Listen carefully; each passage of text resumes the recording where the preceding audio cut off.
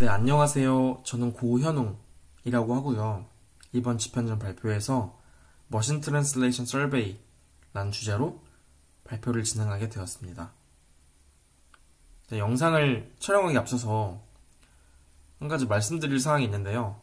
제가 이제 이 자료를 준비하면서 뭔가 백그라운드 내용들도 같이 소개를 드리면 이 발표 전체를 이해하는 데 조금 더 도움이 되지 않을까라는 생각에 백그라운드 내용도 이제 이 발표 자료에 첨가를 했는데요. 이게 양이 너무 많아져가지고 제가 분량 조절에 실패했어요. 그래서 영상을 두 편으로 나눠서 촬영하게 되었고요. 이번 발표에서는 이제 백그라운드에 대한 그런 내용들만 소개를 드리고 다음 영상에서 트랜슬레이션에 대한 내용을 소개를 드리려고 합니다.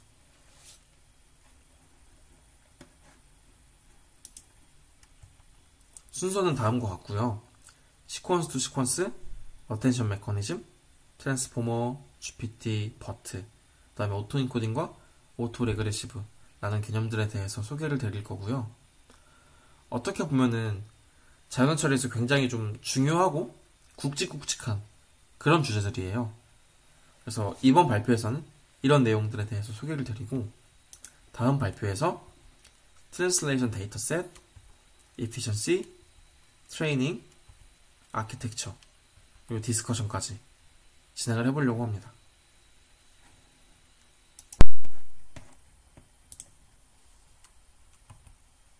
네, 가장 먼저 소개드릴 내용은 머신 트랜슬레이션이 무엇인지에 대해서인데요. 말 그대로 머신, 기계가 트랜슬레이션, 번역한다라고 생각하시면 되고요. 우리가 흔히 볼 수 있는 이런 구글 번역기 같은 것들이 이제 머신 트랜슬레이션의 대표적인 예시라고 할 수 있어요. 그 다음으로 소개드릴 내용은 시퀀스 투 시퀀스라는 개념인데요. 일반적으로 기계 번역 같은 경우는 이런 시퀀스 투 시퀀스 기법을 사용해서 모델링하게 됩니다. 시퀀스를 다른 시퀀스로 라는 이름처럼 어떤 시퀀스를 입력받으면 그 시퀀스를 다른 시퀀스로 변환시켜내는 그런 모델링이라고 생각하시면 되는데요. 그래서 입력도 시퀀스가 되고 출력도 시퀀스가 되는 거죠. 이 그림처럼 She is eating a green apple 이라는 문장을 입력받으면 이 입력받은 문장을 이 아래 읽지는 못하겠는데요. 이 문장으로 변환시키는 그런 모델링 과정이에요. 그래서 일반적으로 이 시퀀스 투 시퀀스 모델링에는 인코더 모델과 디코더 모델 이렇게 두 가지 모델을 사용하는데요. 용어가 조금 어려울 수도 있어요. 인코더 모델 같은 경우는 뭔가를 이해하는 모델이다 라고 생각하시면 좀 쉽고요. 디코더 모델은 뭔가를 생성하는 모델이다 라고 생각하시면 좀 이해가 쉬워요. 조금 더 자세히 보면 인코더가 이제 She is eating a green apple 이라는 문장을 입력받고 나서요. 이 내용을 이해하겠죠. 그 다음에 뭔가의 결과물을 만들어요. 일종의 보고서 같은 거예요. 이 이해한 내용에 대한 보고서. 이제 이걸 우리는 컨텍스트 벡터라고 부를 거고요. 이 컨텍스트 벡터 같은 경우는 개발자가 사이즈를 지정을 해요. 그래서 이 예시에서는 길이가 5인 이런 컨텍스트 벡터를 만들어냈네요. 그럼 이제 이 컨텍스트 벡터를 입력받아서 디코더가 뭔가의 문장, 이 중국어 문장을 생성하게 되는 거죠. 그런데 이런 시퀀스 시퀀스에도 한 가지 문제가 있는데요. 그림처럼 입력의 길이가 엄청 길어도 이제 고정된 사이즈의 컨텍스트 벡터를 사용해야 된다는 거예요. 당연히 이제 이 엄청 긴 내용을 전부 다 이해하고 나서 그 이해한 내용을 전부 다 저 작은 컨텍스트 벡터 안에 저장을 시킬 수는 없겠죠. 인코더가 말하기를 당연히 불가능하대요. 그러니까 예를 들어서 인코더한테 100페이지짜리 어떤 책을 줘놓고 너 이 책 전부 다 읽은 다음에 5페이지로 정리해와. 보고서를 써와. 라고 말을 한 거예요. 그럼 이제 인코더는 어쩔 수가 없겠죠. 이 5페이지 안에 다 꾸겨 넣어야 돼요. 그러다 보면은 어떤 디테일이나 내용들이 많이 누락이 될 거예요. 어떤 부분은 빠지고 어떤 부분은 중요한 부분인데 빼먹고 막 이렇게 되겠죠. 근데 이건 디코더 입장도 들어봐야 되는 게, 디코더 입장에서는 100페이지 전체 분량, 이런 디테일을 아우르는 말을 생성을 해야 되는데, 인코더가 넘겨준 딸랑 5페이지짜리 입력만 받게 되는 거예요. 그럼 이제 이걸만 입력받고 나서 문장을 잘 만들 수가 없겠죠. 그래서 고통받습니다. 이제 이런 문장을 볼 수 있어요. 디코더가 이런 짓을 하는 걸 볼 수 있죠. 이제 디코더가 이제 하다가 더 이상 안 되겠는 거예요. 이제 더 이상 이렇게는 일 못한다.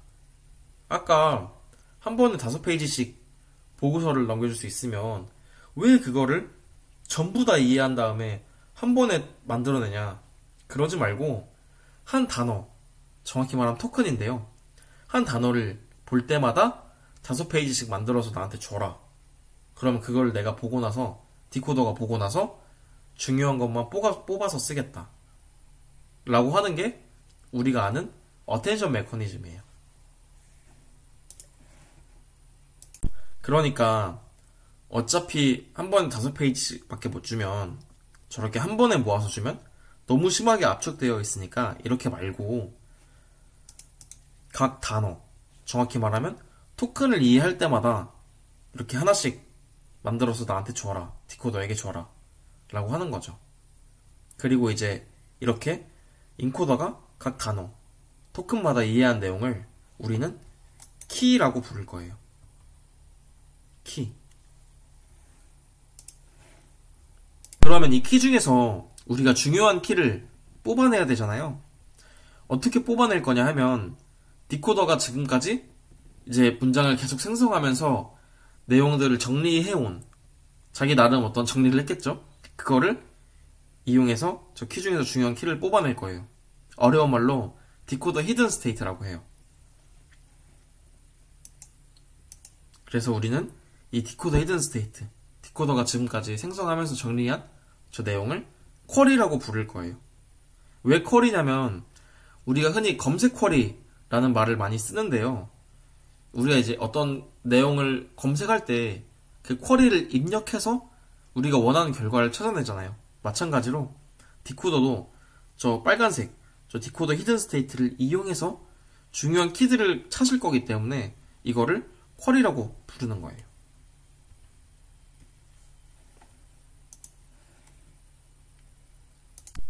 그러면 이 많은 키 중에 어떤 키가 중요한지 어떻게 찾을까요? 이 쿼리를 가지고 각 키와 닷 프로덕트 연산, 우리말로 내적을 해서 이제 중요한 키가 어떤 키인지 찾아볼 건데요. 두 벡터가 사이즈가 안 맞기 때문에 하나의 벡터를 트랜스포즈해서 이제 닷 프로덕트 연산을 진행하게 돼요. 그러면은 이 아래 사이즈를 연산하면은 사이즈가 1인 그런 스칼라인 유사도가 계산이 되게 돼요. 이 그림에서는 파란색 동글뱅이, 이 파란색 동글뱅이가 만들어지는 거죠. 아니 그런데 왜 닷 프로덕트를 하면은, 내적을 하면 유사도가 되지? 라는 질문을 가진 분들을 위해서 이 내용을 추가했는데요. 아주 기본적인 선형대수의 내용이에요.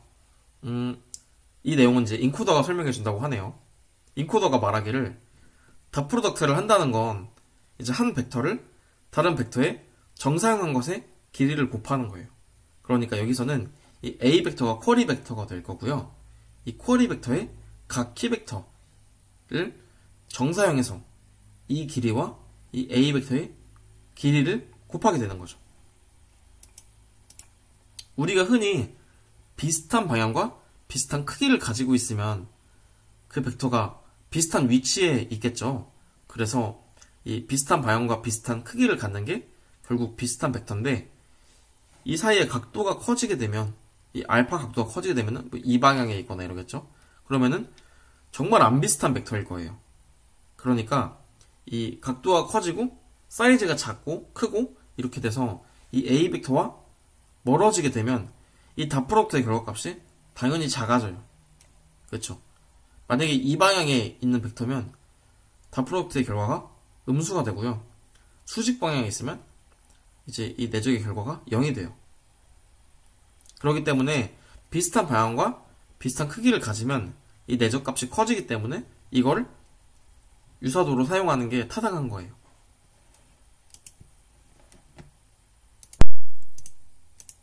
가령 나는 오늘 학교에 간다 라는 입력 시퀀스가 주어지면 이제 이 입력 시퀀스를 나는 오늘 학교에 간다 라고 토크나이즈 했다고 생각해 볼게요. 그러면 이 인코더가 나는이라는 입력을 입력받고 이렇게 나는이라는 키벡터를 만들어내겠죠. 그 다음에 다음 타임 스텝에 오늘이라는 토큰을 입력받고 단어를 입력받고 그 다음에 오늘이라는 키벡터를 만들어낼 거예요.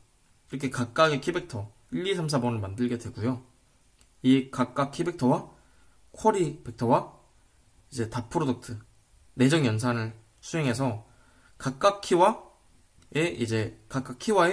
유사도, 저 파란색 동글뱅이죠. 저 유사도 스코어를 계산을 하게 되는 거예요. 그 다음에 이 스코어에다가 소프트맥스 연산을 하는데요.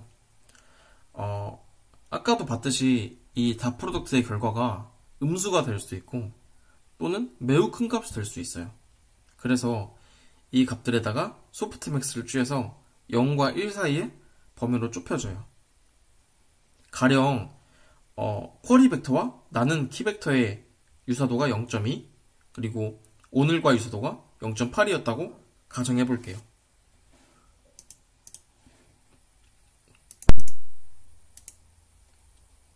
그 다음에 이 스코어 값을 기존의 키 벡터에 곱할 건데요. 이제 이 곱해진 이 진한 녹색의 이 벡터들을 이제 밸류라고 부를 거예요. 왜 밸류냐면 이제 우리가 이제 뭐 자료 구조나 이런 시간에 배운 키밸류 구조가 있잖아요. 파이썬에서는 딕셔너리가 키밸류를 가진 대표적인 자료 구조죠. 그래서 이제 각 키마다 하나의 밸류가 있기 때문에 각 키마다 각 밸류가 있기 때문에 이제 이거를 우리는 밸류라고 부를 거예요. 이렇게요. 이렇게 계산된 밸류 벡터는 어떤 밸류 벡터는 굉장히 희미할 거고 어떤 밸류 벡터는 굉장히 값이 비교적 많이 남아 있겠죠. 가령 각 키 벡터에 0.2를 곱하거나 0.0을 곱하면 이 키 벡터의 값이 많이 작아질 거고요. 반대로 저 어떤 키 벡터에 0.8을 곱하면 어떤 키 벡터는 많이 남아 있겠죠. 가령 나는 이라는 벡터의 키 벡터가 1,2,9였다면 여기에 0.1을 곱하면 이 나는의 밸류 벡터는 0.2, 0.4, 1.8이 될 거예요.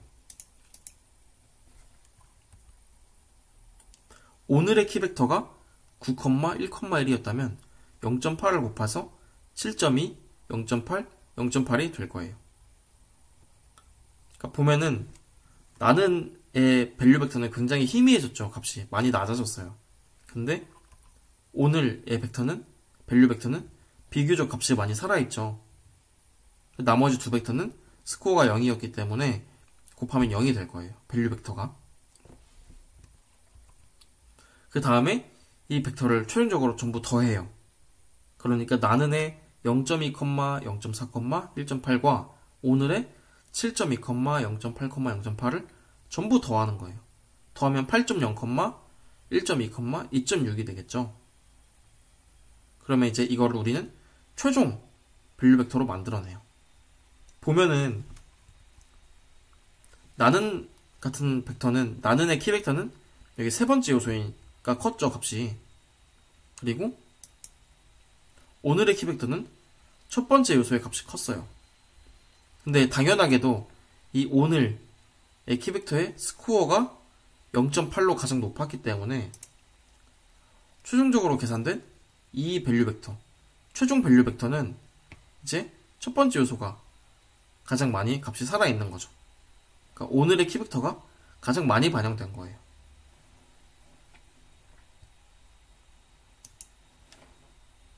그러니까 이렇게 최종적으로 만들어진 저 밸류 벡터를 이제 입력으로 이용하는 거예요.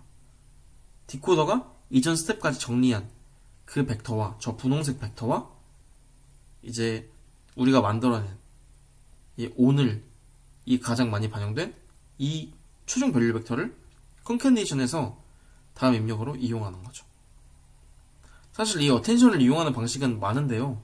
컨캐티네이션 하는 방식도 있고 뭐 다른 방식들도 있어요. 대표적으로 여기서는 컨캐티네이션 하는 방식으로 설명을 해드린 거예요.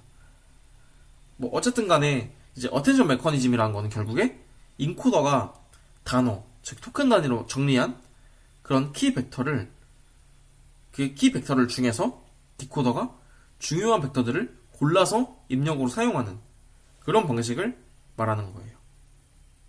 그런데 간혹 가다 보면 이런 그림을 볼 수 있어요. 이런 건 이제 어텐션 맵이라고 하는데요. 각 타임 스텝의 디코더의 쿼리와 인코더의 키 사이의 유사도들을 시간 순으로 쫙 펼쳐놓은 거라고 생각하시면 돼요. 그러니까 가령 디코더가 R라는 이제 단어를 번역해야 될 시점에 이제 각 키 벡터와 쿼리 벡터의 유사도가 이렇게 표현되는 거죠.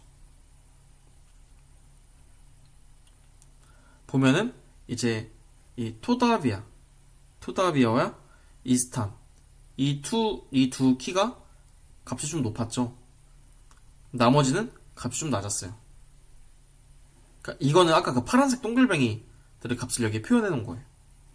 0.2, 0.8 그런 거요. 반면에 이제 이 디코더가 at을 번역해야 되는 이 시점의 쿼리와 가장 유사한 인코더의 키는 카사였네요. 그러니까 이런 식으로 어텐션 각각 타임스텝의 어텐션 스코어를 이렇게 쭉 펼쳐놓은 게 이런 어텐션 맵이에요. 여기까지 어텐션에 대한 설명을 마치겠고요. 그 다음으로 설명드릴 내용은 트랜스포머인데요. 이름도 그 유명한 트랜스포머죠. 근데 이제 트랜스포머 같은 경우는 RNN의 리커런트 유닛을 전부 제거하고 멀티레이어 퍼셉트론과 어텐션 이 두 가지만 사용하는 새로운 방식의 뉴럴 네트워크예요. 그래서 이 트랜스포머가 등장하고 나서 RNN 중심이었던 그런 모델링들이 대부분은 트랜스포머 쪽으로 많이 넘어오게 되죠. 트랜스포머도 마찬가지로 시퀀스 투 시퀀스, 즉 인코더 디코더의 구조를 띠고 있는데요. 차례대로 각각 부분에 대해서 설명을 드릴 거예요. 가장 먼저 인코더에 대해서 설명을 드릴 건데요. 인코더에서 인풋 인베딩 그리고 포지셔널 인코딩 이라고 되어 있는 부분을 설명드릴 거예요. 인풋 인베딩 같은 경우는 우리가 흔히 알고 있는 토큰화된 그런 토큰들을, 단어들을 이제 인베딩 벡터로 만들어내는 그런 과정인데요. 우리가 일반적으로 이제 트랜스포머 전까지, RNN까지는 월드2백을 많이 썼어요. 뭐, 지금도 쓸 수는 있죠. 근데 이제 유독 제가 느끼기에는 트랜스포머부터는 월드2백 같은 워드 인베딩 기법을 많이 사용 안 하더라고요. 대신에 주로 인베딩 레이어라는 이제 파이토치에서 nn.embedding이라는 이제 레이어를 사용하는데요. 물론 이 인베딩 레이어를 트랜스포머에만 쓸 수 있는 건 아니고 RNN에도 쓸 수는 있어요. 그래서 이 인베딩 레이어는 뭐냐면 각 단어, 즉 토큰에 대한 벡터를 가지고 있는 일종의 매핑 테이블이라고 이해하시면 돼요. 저 회색 테이블이죠. 그러니까 가령 Professor looking for a PhD student 라는 이 무서운 문장이 있는데요. 이제 여기서 looking 이란 단어, 이 토큰이 이제 여기에 0.2, 0.1, 0.7, 0.2라고 매핑이 되어 있는 거죠. 그래서 이 looking이 들어오면 이 토큰과 이 벡터와 바꿔치기를 해주는 거예요. 그러니까 물론 모델이 입력될 때는 looking이라는 형태로 입력되는 건 아니고 이 13번 라고 입력이 되죠. 이 13번이 들어오면은 이걸로 바꿔주는 거예요. 이거는 그러면 어떻게 학습이 되는가 하면은 이 인베딩 레이어가 백프로파게이션이 진행되면서 각 단어의 벡터가, 각 토큰의 벡터가 업데이트 되는 거예요. 제가 아까 말씀드린 것처럼 트랜스포머는 이제 RNN에 있던 리커런트 유닛이 전부 제거됐잖아요. 그러면은 이제 이 트랜스포머라는 모델은 이 단어들의 순서에 대한 정보는 어떻게 이해를 할까요? 왜냐면은 그냥 멀티레이어 펄세트론이면은 모든 토큰이 동시에 들어오기 때문에 어떤 단어가 먼저고 어떤 단어가 나중이고를 알 수가 없어요. 그래서 도입한 게 포지셔널 인코딩인데요. 포지셔널 인코딩도 마찬가지로 어떤 순서에 대한 매핑 테이블이에요. 그러니까 가령 0번째 토큰이었다면 이 흰색, 파란색, 흰색, 파란색 이 값을 반영하는 거고요. 50번째 토큰이었다면 이 빨간색, 하늘색, 빨간색, 하얀색 이거를 반영하는 거예요. 근데 이제 이거는 이제 논문 저자들이 임의로 정의한 테이블인데요. 어떻게 만든지는 자세하게 몰라도 돼요. 뭐 코사인, 사인 이런 거 나오는데 중요한 게 아니에요.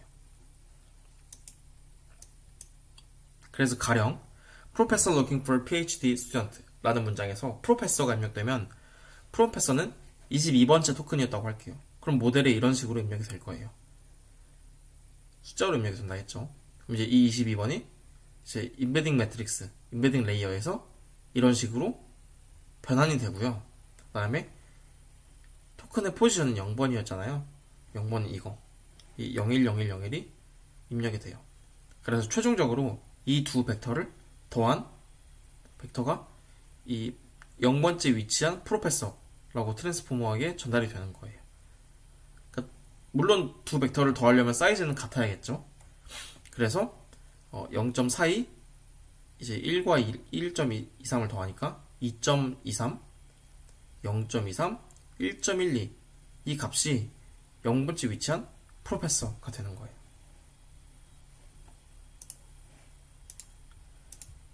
마찬가지로 looking 같은 경우도 이제 이 13번 이렇게 입력이 되면은 얘가 매핑 테이블에 의해서 인베딩 매트릭스에 의해서 0.21, 2.20, 뭐 1.73, 2.02 뭐 이런 식으로 변환이 되겠죠.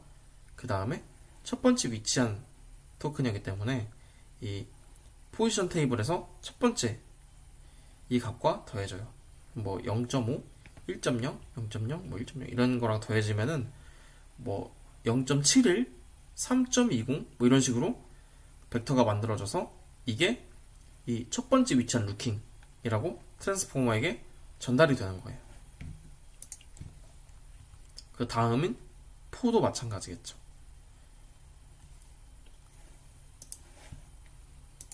그러면 트랜스포머가 어떻게 이 포지셔널 인코딩을 이해할까요? 이제 이 뉴럴 네트워크라는 게 생각보다 눈치가 좀 빨라요. 그래서 첫 번째 토큰에 계속 이 벡터를 더해주고 두 번째 토큰에 계속 이 벡터를 더해주고 세 번째 토큰에 계속 이 벡터를 더해주고 이렇게 계속 하다 보면 이제 이 모델이 첫 번째 토큰엔 계속 이게 더해지네, 두 번째 토큰엔 계속 이게 더해지네, 이걸 눈치를 까는 거예요. 그러니까 백프로파게이션 과정이 계속 진행되면서 이 포지셔널 인코딩이 가지는 역할을 이해하게 되는 거예요. 그래서 각 토큰이 몇 번째 토큰인지 모델이 알게 되는 거죠. 다음으로 설명드릴 내용은 멀티헤드 셀프 어텐션인데요. 제가 이전 슬라이드에서 어텐션 메커니즘에 대해서 이야기를 했잖아요. 그 메커니즘과 정확히 동일한 메커니즘이고요. 그치만 한 가지 차이점이 있다면 아까 제가 말씀드린 그런 어텐션 메커니즘은 이제 서로 다른 문장 간의 어텐션을 계산하는 거였어요. 가령 우리가 어텐션 맵 설명할 때 예시로 들었던 R이라는 영어 토큰과 이스탄 혹은 토더비아 이런 토큰, 어느 나라 말인지 모르겠어요. 그 토큰들이랑 그 다음에 at에 대해서 어텐션을 계산할 때 영어 토큰이죠. at에 대해서 어텐션을 계산할 때 뭐 까싸 이런 토큰들이 어텐션이 높았던 게 기억이 나실 거예요. 그것과 다르게 이 셀프 어텐션 같은 경우는 같은 문장 간의 어텐션을 계산해요. 그러니까 이 예시처럼 The animal didn't cross the street because it was too tired 라는 문장이 있으면 이 the animal이랑 이제 여기 있는 it이랑 the animal이랑 강하게 연관되는 것을 알 수 있죠. 그래서 이 같은 문장 간의 어텐션을 계산해서 이 오른쪽과 같은 어텐션 맵을 만들어내는 그런 과정이라고 이해하시면 됩니다. 자, 그러면 어텐션이 실제로 어떻게 계산되는지 한번 볼 건데요. 이 슬라이드를 보시면 가장 먼저 이 커다란 삼지창이 눈에 띄죠. 아주 유명한 이 트랜스포머의 삼지창인데요. 이 각각 화살표가 쿼리, 키, 밸류를 의미하는 거예요.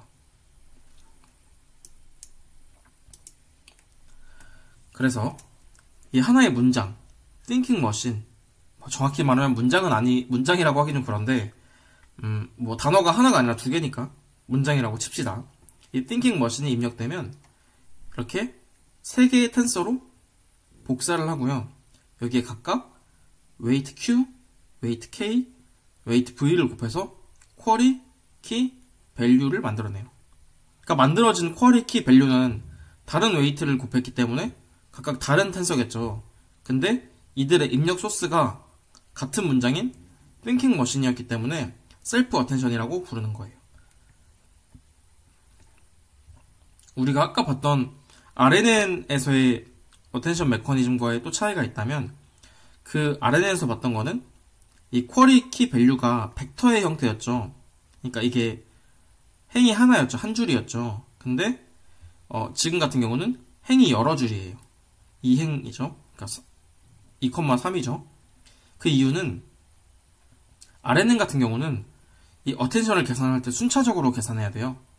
이 thinking과 다른 키들의 어텐션을 계산하고 머신과 다른 키들의 어텐션을 계산해야 되는데, 트랜스포머는 이 모든 과정을 동시에 한 번에 수행해요. 그러니까 thinking과 머신의 어텐션이 한 번에 계산되는 거죠. 그래서 쿼리와 키와 밸류도 여러 행을 갖게 되는 거예요. 이제 위에 같은 경우가 thinking에 대한 쿼리고 아래가 머신에 대한 쿼리겠죠. 마찬가지로 thinking에 대한 키, 머신에 대한 키, thinking에 대한 value, 머신에 대한 value, 이런 식으로 되는 거겠죠.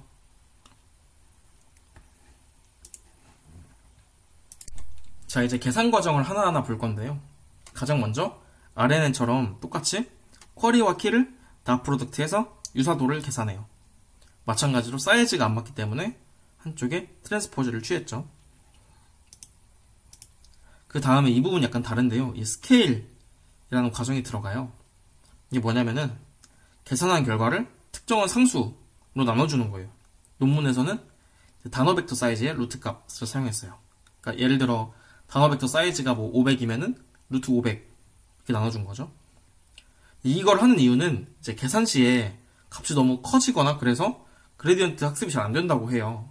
그래서 이런 과정을 하는 건데, 저도 이 부분이 조금 궁금해서 찾아보다가 제가 EMNLP 2020에서 좀 재밌게 봤던 하이 퍼포먼스 내추럴 랭귀지 프로세싱이라는 세션에서 이 설명을 좀 찾을 수 있었어요. 근데 이분이 이제 저처럼 똑같이 이거를 발표하기 전에 백그라운드를 설명하신 구글 엔지니어 분인데, 뭔가 자세하게 설명을 해줄 줄 알고 좀 기대했어요.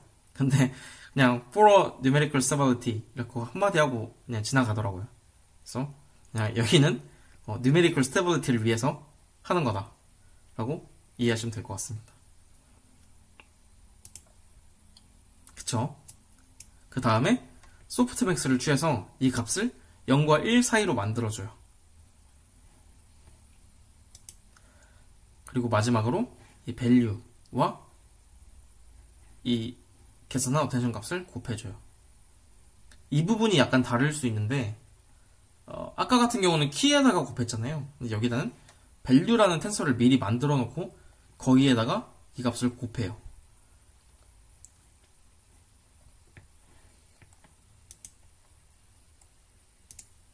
그래서 만들어진 이 Z 텐서가 다음 레이어로 넘어가는 거죠. 이렇게 하면은 한 문장 내에서도 단어와 단어 사이의 연관성을 파악했기 때문에 조금 더 좋은 레프레젠테이션을 만들 수 있는 거죠. 그런데 제가 처음에 소개드릴 때 그냥 셀프 어텐션이 아니라 멀티 헤드 셀프 어텐션이라고 소개를 드렸죠. 그 이유는 트랜스포머 내부에서 이 쿼리키 밸류를 가지고 그냥 셀프 어텐션을 계산하는 게 아니라 여러 개로 쪼갠 다음에 셀프 어텐션으로 계산하고 합치는 이런 메커니즘이 구현이 되어 있기 때문인데요. 그래서 이 쪼개진 각각의 조각을 우리는 하나의 헤드라고 불러요. 그래서 보시면 I am looking for happiness 라는 문장을 가지고 이 weight Q를 곱해서 쿼리를 만들어내요. 그죠? 근데 이 쿼리를 바로 이제 셀프 어텐션을 계산하는데 쓰는 게 아니라 여러 개로 쪼개게 돼요. 지금 같은 경우는 단어가 6개, 워드 벡터 사이즈가 4인데 여기서 워드 벡터 사이즈 단위로 2개로 잘라냈죠. 그죠? 그래서 6,2의 텐서가 2개가 된 그런 그림인데요. 실제로 논문에서는 512 사이즈의 워드 사이즈를 쓰고요. 워드 벡터 사이즈를 쓰고요. 이 512를 8개로 쪼개서 각각의 헤드를 사이즈를 32로 만들어요. 마찬가지로 이 과정을 키에 대해서도 수행을 하고요. 밸류에 대해서도 수행을 합니다. 자, 그러면 헤드가 여러 개였기 때문에 이 계산된 결과값도 여러 개일 거예요. 그러니까 첫 번째 헤드의 쿼리와 첫 번째 헤드의 키를 곱해서 첫 번째 헤드의 어텐션 맵을 만들어낼 수 있죠. 그러니까 스케일링하고 소프트맥스까지 한 이 어텐션 맵을 만들 수 있고, 두 번째 헤드의 쿼리와 두 번째 헤드의 키를 다 프로덕트하고 스케일링하고 소프트맥스 계산해서 두 번째 헤드의 이 어텐션 맵을 만들 수 있어요. 그러니까 여러 개의 어텐션 맵이 만들어지겠죠. 그 다음에 각각의 어텐션 맵을 각각 헤드의 밸류와 곱해요. 우리가 밸류도 여기에서 여러 개로 쪼개놨었잖아요. 그래서 각각 헤드의 어텐션 맵과 각각 헤드의 밸류를 곱해서 각 헤드의 이제 셀프 어텐디드 인코더 아웃풋이라고 써있는데 최종 레프레젠테이션을 의미해요. 우리가 아까 여기에서 말했던 이 Z, 이 최종 레프레젠테이션 Z를 여러 개 만들어내겠죠. 이 여러 개의 Z를 마지막으로 하나의 텐서로 컨캐니션 해서 붙여주고요. 다음 레이어로 넘기기 위해서 사이즈를 맞춰줘야겠죠. 그래서 웨이트 매트릭스, 이 WO라고 하는데 뭐 웨이트 아웃풋인 것 같아요. 이 WO를 곱해줘서 진짜 최종 아웃풋, 이 Z를 하나로 만들어줘요. 자, 이제 어떻게 계산하는지는 알겠는데, 그러면은 대체 이 짓거리를 우리가 왜 하는지 아는 게 더 중요하겠죠. 간단한 이유인데요. 이렇게 어텐션 맵을 여러 개 만들잖아요. 여러 개의 어텐션 맵을 만들어 볼 수 있다는 게 이 멀티헤드 어텐션의 중요한 장점 중 한 가지예요. 동일한 문장이라고 하더라도 이 어텐션 맵을 하나만 만드는 것보다는 여러 개를 만들어 보면은 모델 입장에서 좀 더 다양한 경우의 수를 고려해 볼 수가 있겠죠. 그러니까 아주 완벽한 예시는 아닌데요. 간단하게 이해를 위해서 예시를 하나 들자면 She is still loving him, but she's gone 이라는 문장이 있다고 하면은 여기서 앞에 있는 she와 뒤에 있는 she's는 동일한 인물이기 때문에 아마 어텐션이 강할 거예요. 그런데 is still loving도 she를 설명해주는 말이잖아요. 그러니까 아예 어텐션이 없진 않을 거예요. 그래서 때로는 she와 shes가 강하게 매핑된 어텐션도 보고, she가 오히려 is still loving과 더 강하게 매핑된 어텐션도 보고, 이 과정을 컨캣과 리니어 하면서 가중치를 줘서 더 중요한 어텐션을 모델이 스스로 선택할 수 있게끔 만들어주는 그런 느낌의 과정이죠. 그런데 이런 컨셉의 아키텍처가 트랜스포머에서 처음 제안된 건 아니고요. 컴퓨터 비전 쪽에서는 이런 비슷한 아키텍처가 몇 번 제안된 적이 있어요. 그래서 간단하게만 소개를 드리자면은 우리에겐 이제 인셉션이라는 이름으로 조금 더 친숙한 Going Deeper with Convolutions라는 이제 논문에서 이런 아키텍처를 제안했는데요. 여기서 이제 이 레이어에서 개발자가 지금 이 시점에서 1x1 컨볼루션을 하는 게 좋은지, 3x3를 하는 게 좋은지, 5x5를 하는 게 좋은지, 뭐 풀링을 하는 게 좋은지 모르겠으니까 다 해서 줄 테니까 모델 너가 골랐어. 약간 이런 컨셉의 모델이었거든요. 되게 유사하죠, 멀티헤드 어텐션이랑. 그리고 이제 이 모델은 레스넥스트라는 모델인데요. 이게 진짜 멀티헤드 어텐션이랑 되게 비슷해요.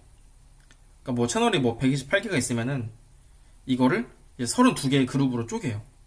그래서 각각 그룹에 컨볼루션을 하고 마지막에 컨카니션해서 합치거든요. 이제 뭐 이렇게 해가지고 각 그룹 중에서 어떤 그룹에 있는 이미지 채널이 좋은지 모르겠으니 너네가 알아서 좋은 그룹을 골라 써라. 뭐 이런 느낌이죠. 그래서 이런 레스넥스트 같은 모델에서도 이렇게 쪼개고 합치는 이런 구조가 제안된 적이 있어요. 비슷하죠, 되게. 그래서 결국에 이 멀티헤드 어텐션은 그 컴퓨터 비전 모델들이 그랬듯이 뭔가 앙상블의 일종으로 이해할 수가 있겠죠.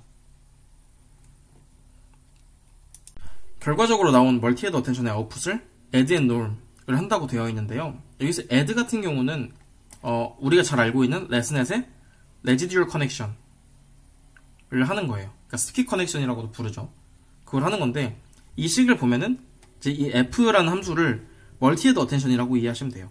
그러니까 멀티헤드 어텐션을 거치고 난 후에 이 출력과 멀티헤드 어텐션을 하기 전엔 입력 x 이렇게 넘어오죠. 이거를 둘이 더한다고 생각하면 돼요. 더해서 이 피드포워드 네트워크로 넘기는 거죠. 이것도 이제 좀 왜 하는지 궁금하신 분들이 있을 수 있는데 이거는 뭐 정확한 설명은 아니고 가설 중에 하나예요. 근데 전 되게 재밌게 읽은 논문인데 Residual Network Behave Ensemble of Shallow Networks라는 페이퍼가 있거든요. 이 논문에서 주장하기를 이렇게 이 Residual Connection, 스키 커넥션을 쌓으면 이걸 펼치면 이런 그림이 나온다라고 해요. 그러니까 그레디언트가 흐를 때 이렇게 쭉 흐를 수도 있고 F1을 건너뛰어서 흐를 수도 있고 F1과 F2를 건너뛰어서 흐를 수 있고 뭐 F1만 건너뛰고 F2는 가고 F3를 건너뛰고 뭐 이런 길도 만들어줄 수 있겠죠. 이렇게 여러 개의 이 그레디언트가 흐를 수 있는 길을 만들어준다는 거예요. 그죠? 이렇게도 갈 수 있고 이렇게 하면 다 셋 다 건너뛴 거겠죠. 뭐 이런 길도 만들어진다고 하는 거예요. 그래서 이 논문에서 실험한 거는 몇 개 레이어를 일부러 제거해요. 근데 몇 개 레이어가 빠지면 잘 안 되잖아요. 그래서 실제로 이 레지듀얼 커넥션 없이 했을 때는 이 F2와 F1 이런 걸 빼면은 성능이 크게 무너지거든요. 근데 이렇게 되면은 F1과 F2를 빼도 그 정상적인 그레디언트가 이쪽으로 흐르기 때문에 뭐 이쪽으로 흐르거나 뭐 이쪽으로 흐르겠죠. 여러 방향으로 흐를 수가 있기 때문에 네트워크가 망가지지 않는다고 해요. 그러니까 실제로 이게 왜 잘 먹히냐고 생각하면은 이제 네트워크가 깊어지면은 그 중에 하나의 레이어가 이제 학습이 좀 잘못되거나 이렇게 망가질 수 있잖아요. 그러면 이제 하나가 망가지면 이제 여기는 길이 하나이기 때문에 얘 하나만 망가져도 전부가 무너지는 건데 이 경우에는 하나가 망가져도 얘를 무시하고 이렇게 흐를 수 있는 그레디언트들이 있기 때문에 비교적 강인하게 모델이 학습된다고 하는 거예요. 뭐 이게 완벽한 설명은 아니고요.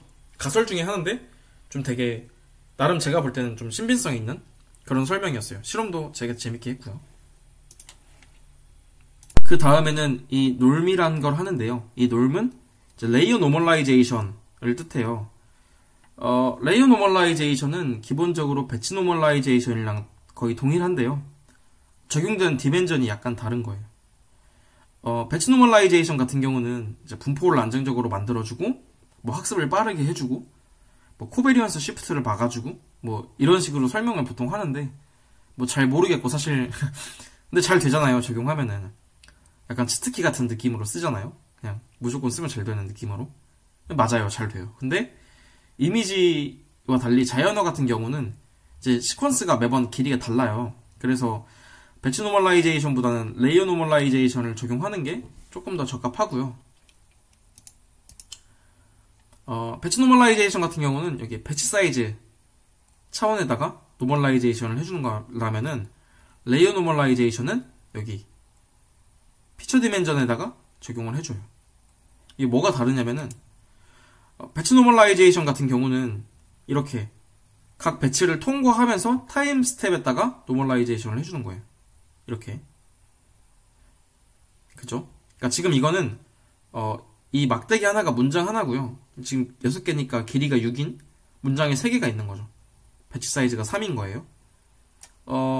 그에 비해서 레이어 노멀라이제이션은 이렇게 각 인풋, 각 샘플 단위로 노멀라이제이션이 들어가요.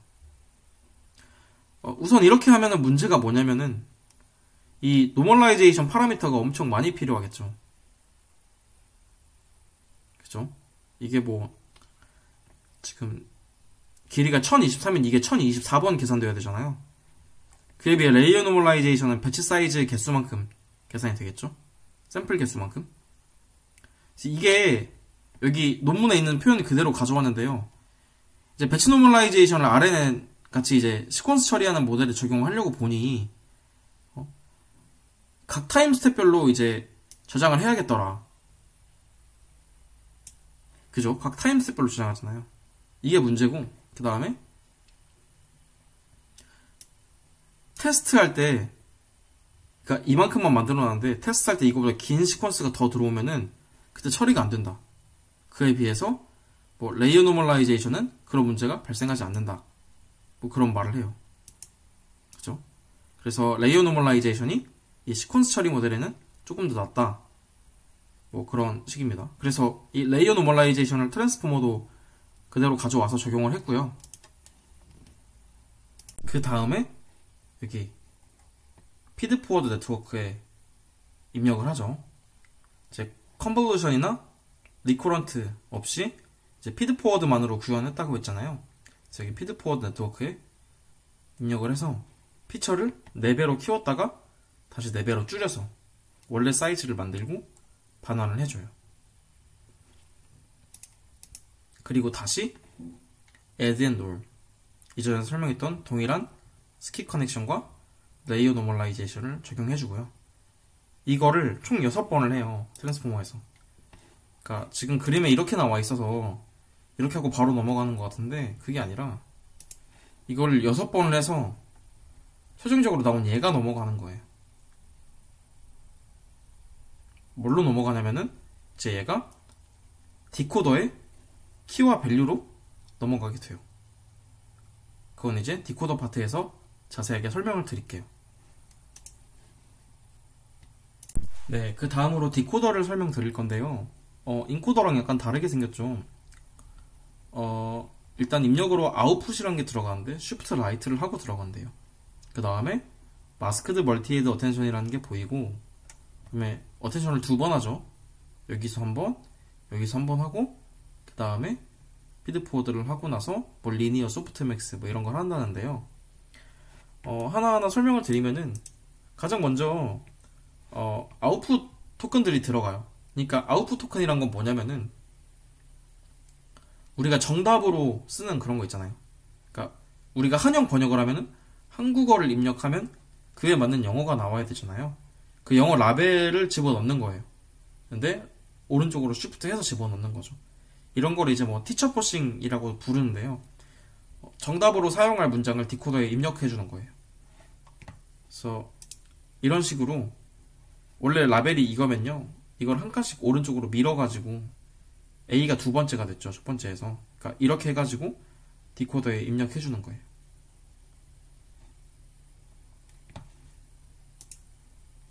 그 다음에 여기 아웃풋 인베딩, 똑같이 이제 인베딩 레이어를 이용해서 토큰 인베딩을 하고 나서 여기 포지셔널 인코딩을 더하는데요. 이 과정은 인코더에서 했던 거랑 동일해서 생략할게요. 그 다음에 이 마스크드 멀티헤드 어텐션이라는 개념이 나오는데요. 이름이 더 복잡하죠. 이름이 너무 복잡해요. 마스크드 멀티헤드 어텐션. 이제 다른 이름으로는 캐주얼 어텐션이라고도 불러요. 이거 같은 경우는 인코더에서 우리가 아까 짚고 넘어갔던 멀티헤드 어텐션이랑 동일한데요. 마스킹이 추가된 거예요. 그러니까 이렇게 역삼각형의 마스크를 추가해 주는 건데요. 이 부분은 이제 다 값을 0으로 꺼주는 거죠. 이거를 왜 하냐면은 아까 전에 티처 포싱이란 걸 해가지고 라벨을 입력해 준다고 했잖아요. 그죠? 근데 다음 단어가 뭔지 원래 몰라야 정상인데 그걸 보고 어텐션을 미리 계산하면은 그거는 라벨을 치팅하는 게 되는 거예요. 부정행위를 하게 되는 거죠. 그러니까 이게 원래는 A, B, C, D를 순차적으로 생성하거든요. 근데 학습할 때는 동시에 넣어줘요. 그래서 지금 A 다음에 B가 나온다는 사실을 원래 모델이 몰라야 되거든요. 근데 A의 어텐션을 계산할 때 뭐 B, C, D에 대한 어텐션을 미리 때려가지고 계산을 해버리면은 이거는 그러니까 원래는 몰라야 되는 건데 그거를 어텐션을 때리면 이거는 부정행위를 하는 거잖아요. 그래서 그 뒷부분 이 현재 생성하고 있는 부분의 뒷부분 어텐션을 다 막아주는 거예요. 계산 못하게. 그래야 학습이 되겠죠. 그래서 인코더 어텐션 같은 경우는 이렇게 예쁜 이 정사각형 모양 어텐션이 나오는데요. 디코더 어텐션 같은 경우는 이렇게 삼각형 어텐션이 나와요. 이 현재 생성하고 있는 부분보다 뒷부분의 단어들은 어텐션을 계산하지 못하게 만드는 거예요.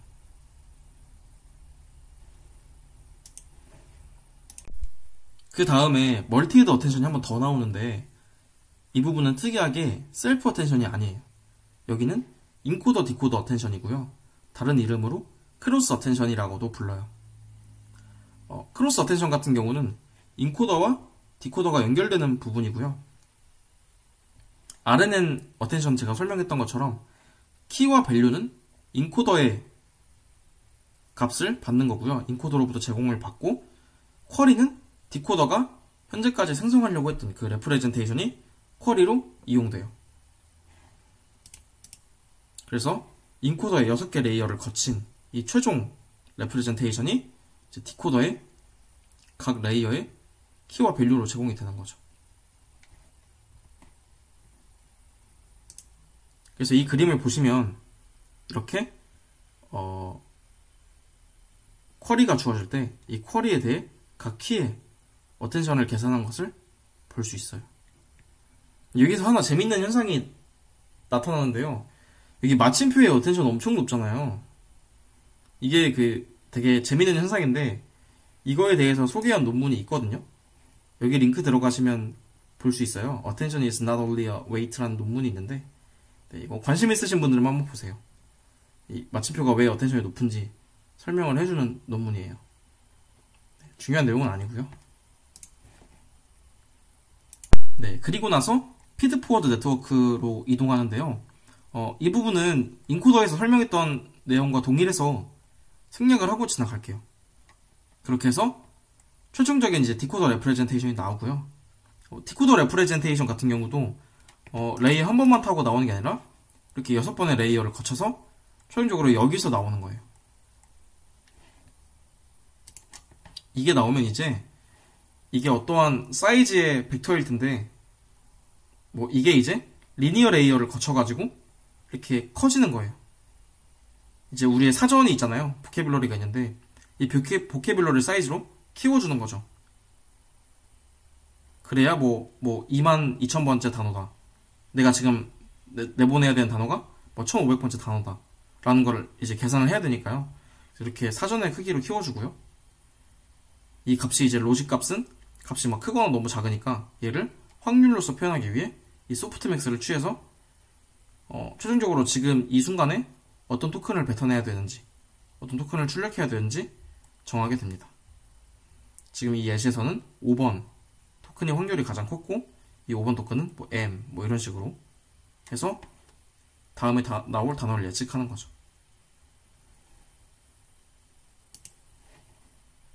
이렇게 해서 트랜스포머가 굉장히 당시에 좋은 성능을 보여줬어요. 그래서 요즘에도 다 트랜스포머 기반으로 바뀌고 있는 중이고, 근데 우리에게 이제 모델링 외적으로 정말 힘든 문제가 있잖아요. 바로 데이터죠. 이 데이터 모으는 게 너무 힘들잖아요. 이렇게 이거는 이제 제가 만든 이제 인텐트 분류 데이터셋인데요.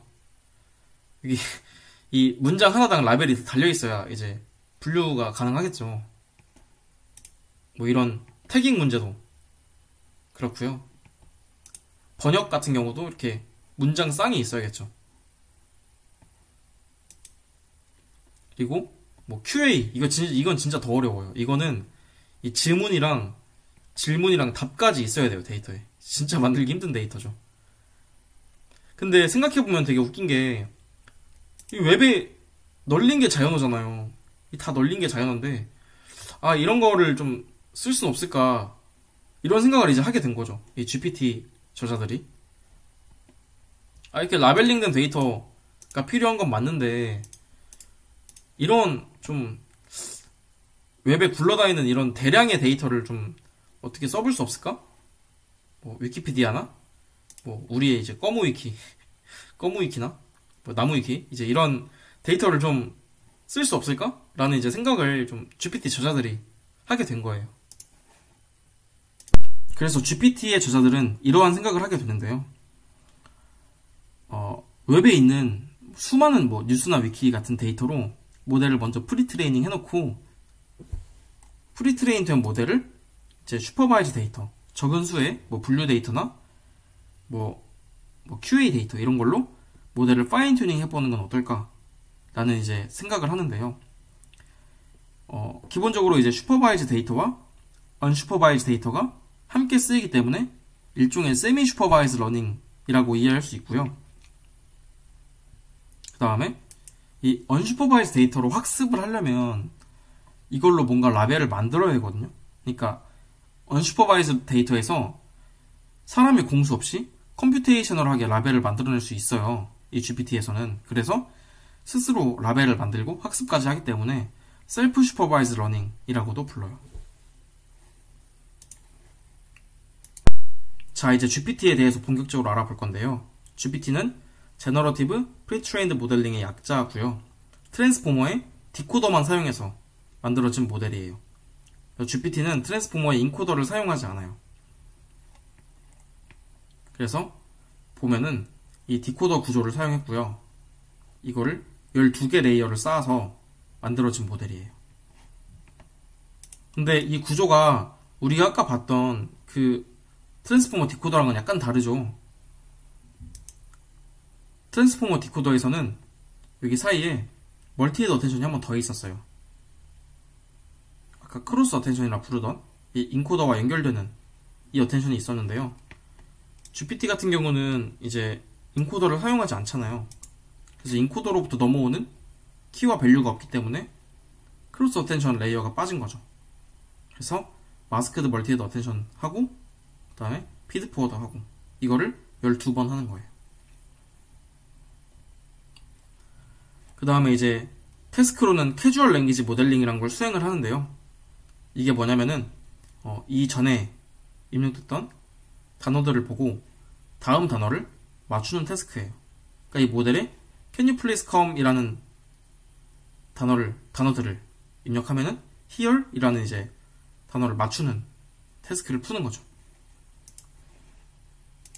그래서 GPT는 이 캐주얼 랭귀지 모델링이라는 태스크를 프리트레인 단계에서 수행을 하게 되는데요. 이 다행히도 캐주얼 랭귀지 모델링 데이터는 언슈퍼바이즈 데이터에서 사람의 손을 안 쓰고 이제 기계적으로 만들어낼 수가 있어요. 그러니까 예를 들어서 recite the first law, a robot may not 뭐 이런 문장이 있었어요. 뭐 뉴스 기사 이런 문장이 있었으면은 이 가운데를 쭉 잘라서 이만큼까지 입력을 하면은 다음에 이 단어들이 만들어져야 된다는 라벨을 만들 수가 있겠죠.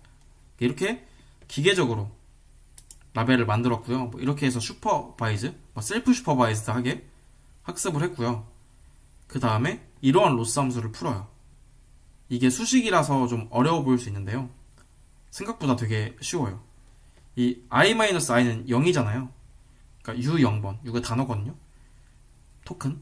그래서 이 0번부터 k번째 토큰까지 주어졌을 때 그 다음 토큰을 맞추는 이 문제를 푸는 거예요. 그래서 아래 애니메이션을 보면은 low까지 주어졌을 때 그 다음에 어가 나온다. 그 다음 로봇이 나온다. 그 다음 메이가 나온다. 그 다음 낫이 나온다. 이걸 이제 차례대로 맞추는 거죠. 못 맞추면 로스를 주고 그런 식으로 학습을 하는 거예요. 그렇게 해서 이 트랜스포머 레이어를 프리트레이닝 해놓고 나서 뒤에다가 리니어 레이어를 붙여가지고 여러가지 태스크에 풀어보게 한 거예요. 그래서 구조를 약간 바꿔서 이런 식으로 여러가지 태스크를 풀어보게 했는데 이 많은 태스크에서 굉장히 좋은 성능을 거뒀어요. 뭐 예를 들어서 문장을 하나 입력받아가지고 이거에 대한 분류를 수행하는 뭐 클래시피케이션 태스크, 그리고 뭐 전제와 가정을 입력받아가지고 이들의 관계를 추론하는 NLI 같은 태스크, 뭐 문장 두 개를 입력받아가지고 이들의 유사도를 개선하는 Similarity 태스크, 뭐 STS 같은 태스크, 뭐 이런 태스크들을 많이 풀어봤는데 이런 태스크들에서 실제로 굉장히 잘 작동했다고 합니다. 그리고 이제 이 파인 튜닝 단계에서도 학습을 좀 여러 가지로 시켜볼 수가 있는 게, 이 트랜스포머 레이어는 이제 CLM을 이용해서 학습을 했잖아요. 이 부분 웨이트를 고정을 해놓고 업데이트 되지 않게 하고 이 리니어만 학습해서 태스크를 풀 수도 있고요. 아니면 이 뒷부분까지 뚫어가지고 이 트랜스포머 레이어와 리니어 레이어가 파인 튜닝 단계에서도 업데이트 되게 해서 학습을 시켜볼 수 있어요. 당연히 이 트랜스포머 레이어까지 학습을 시킨 게 성능이 더 좋고요. 대신 학습 속도가 많이 느리겠죠. 여기도 업데이트가 되어야 되니까. 네. 그에 비해서 리니어만 학습시키면은 속도가 좀 더 빨랐다고 합니다. 성능은 좀 더 떨어지고요. GPT가 발표되고 나서 얼마 안 있다가 버트라는 아주 충격적인 모델이 나오게 되는데요. 이 버트가 나오고 나서부터 우리는 이제 버트의 시대에 살고 있죠. GPT가 트랜스포머 디코더로만 만든 모델이라면 버트는 트랜스포머 인코더로 만든 모델이에요. GPT가 생성 관련된 태스크에 특화되었다면 버트는 이해 관련된 태스크에 특화가 되었는데요. 그도 그럴 게 제가 발표 초반에 설명드린 것처럼 디코더는 생성하는 모델이고 인코더는 이해하는 모델이라고 했잖아요. 그런 것처럼요. 버트는 이제 프리트레인 단계에서 두 개의 문장을 입력받는데요. 이 두 문장을 입력받아서 아래 같은 이런 포맷으로 만들어줘요. 예시를 보면은 My dog is cute 이랑 He likes playing 이라는 두 개의 문장을 입력받았고요. 이 두 문장을 가지고 이렇게 CLS 문장 1, SEP 문장 2, SEP 이런 포맷으로 문장을 만들어줘요. 여기에서 CLS 토큰 같은 경우는 문장 분류나 문장 임베딩 등에 사용할 수 있는 그런 클래스 토큰인데요. 약간 기능성 그런 토큰이에요. 그리고 SEP 토큰은 n개의 문장을 구분 지어주는 그런 세퍼레이트 토큰이에요. 그래서 첫 번째 문장인 My dog is cute이랑 두 번째 문장인 He likes playing의 뒤에 각각 SEP 토큰이 붙어있죠.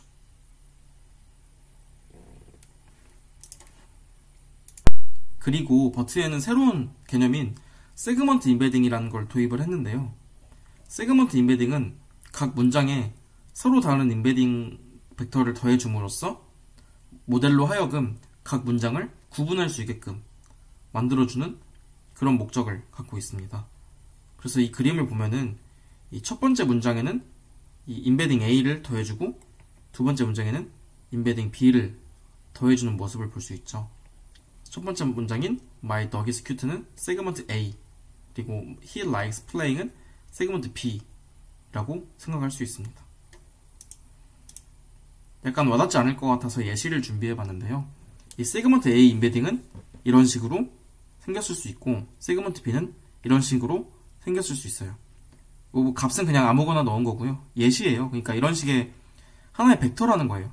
A 임베딩과 B 임베딩이 벡터이고 이 사이즈는 이 토큰 임베딩 사이즈와 같아요. 그래야 더 할 수 있으니까요. 그래서 이 my 토큰 같은 경우는 세그먼트 A가 더해지고 이 dog 토큰도 세그먼트 A가 더해지고 이 클래스도 세그먼트 A가 더해지겠죠.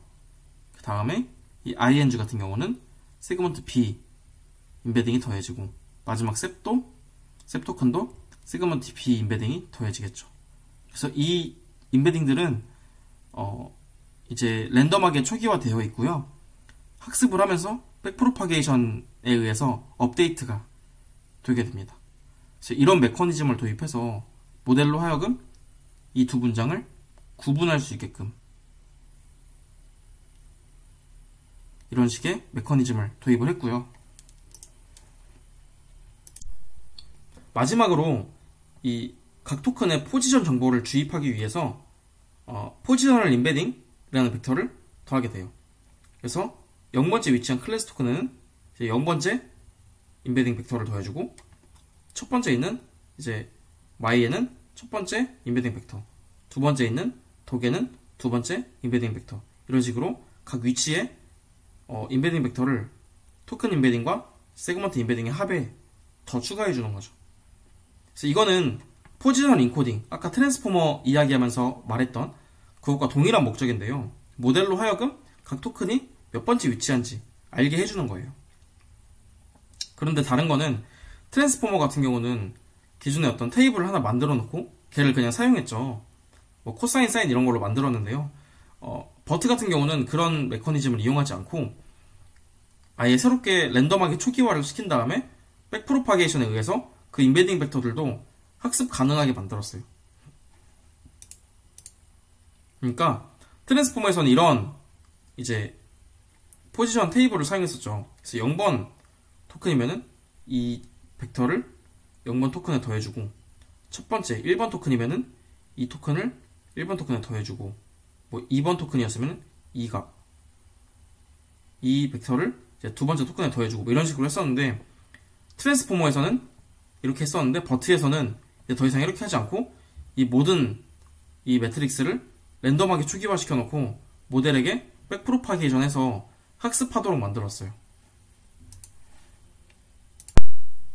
그렇게 하면 장점이 모델이 단순히 포지션 정보만 배우는 게 아니라 포지션 간의 연관관계를 같이 잘 배워낸다는 건데요. 보시면 이 그래프가 의미하는 게 뭐냐면 이 0번째 포지션 벡터와 다른 포지션 벡터를 간의 연관관계, 뭐 이거 같은 경우는 300번째 포지션 벡터와 다른 포지션 벡터를 간의 연관관계를 나타내는 거예요. 물론 자기 자신과의 연관관계는 100%이기 때문에 이렇게 가운데는 빨간 줄이 나타나죠. 이 빨간색일수록 밝을수록 유사도가 높은 거고요. 이 검정색일수록 유사도가 낮은 거예요. 보시면은 이 0번째 포지션 벡터 같은 경우는 이만큼, 한 150번째 정도까지는 어느 정도 연관성이 나타나는데 그 뒤로는 이제 거의 연관이 없게 되죠.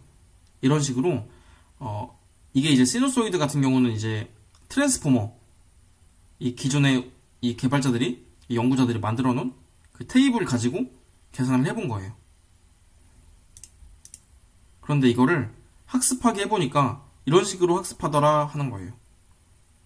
그러니까 각 포지션에 있는 게 단순히 이제 이 주변 포지션과의 연관만 있는 게 아니라 얘인데도 이 뒤쪽에 있는 거랑 포지션의 연관관계가 있고 뭐 그런 식이잖아요. 이 GPT 같은 경우는 굉장히 되게 특이한 그림이 그려지는데 이런 식으로 다른 포지션과의 연관관계까지 같이 배워낼 수 있다는 장점이 있어서 버트 이후로 나온 모든 모델이 이제 기존의 이 트랜스포머의 포지셔널 인코딩을 사용하는 게 아니라 이러한 포지셔널 임베딩을 도입하게 돼요.